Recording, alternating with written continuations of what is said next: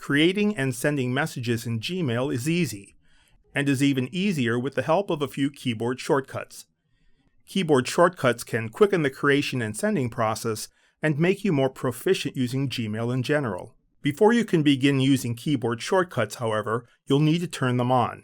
To determine whether keyboard shortcuts are on or not, look in your inbox for a thin blue vertical line at the beginning of one of your messages.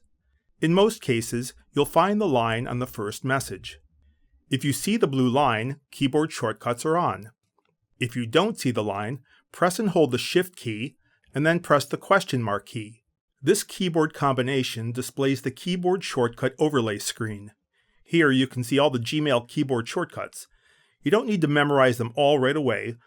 Just try and learn and master a few a week. Click Enable to turn on your shortcuts. You can come back to this screen at any time to disable them as well. Click Close or press the Escape key, the keyboard shortcut, to hide the overlay screen. You should now see the blue line in your inbox to inform you your keyboard shortcuts are on. If you don't, click the refresh icon or refresh your browser. To test your shortcuts, use the J and the K keys to move the blue line up and down in the inbox. The blue line indicates that that particular message is in focus and that you can take action on it. To test this, use the J and K keys to focus on a particular message. Then press the X key. The X key selects the message. Press the X key again to deselect the message. Now that you've used a few shortcuts, let's compose a message.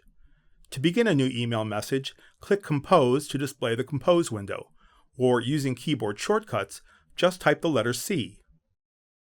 Gmail displays the Compose window over your inbox and places the focus of your cursor in the To field. Here you can enter the names or email addresses of the people or groups you want to send the message to. Just enter a few letters of either their name or email address. If the individual exists in your contact list, or you've sent the individual messages before, their name and email address display in a selection pane below the To field. If you see the individual you want to send the message to listed, use your down and up arrow keys to highlight the individual and press Enter, or using your cursor, select their name from the list. In some instances, you may notice a division line in the selection pane.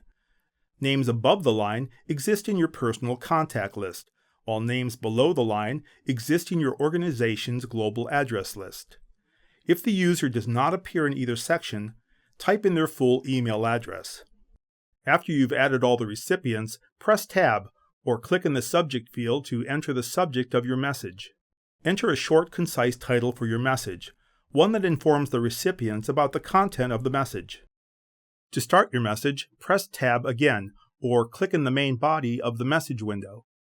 Type in your message. There, it's done and looks great. But Gmail gives you plenty of options to enhance your message. Click Rich Formatting to display the email enhancement options if they're not already displayed. With the formatting options, you can bold words or sections, change the color and size of your font,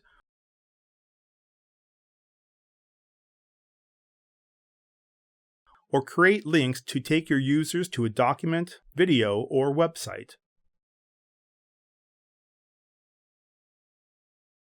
And if you need to add an attachment, click Attach a File. You can add as many attachments as needed, as long as the total of all the attachments and the content of the email itself is less than 25 megabytes. When you're ready to send your message, click Send, or use the keyboard shortcuts tab and Enter. Tab places the focus of your cursor on the Send button, and Enter sends the message. In this short video, we've shown you a few keyboard shortcuts you can use to quickly create and send messages. But there are many more shortcuts you can use to become even more proficient using Gmail. Just use Shift and question mark to display your keyboard shortcuts. And remember, you don't need to memorize them all right away. Just master a few a week, and in no time, you'll be a Gmail master.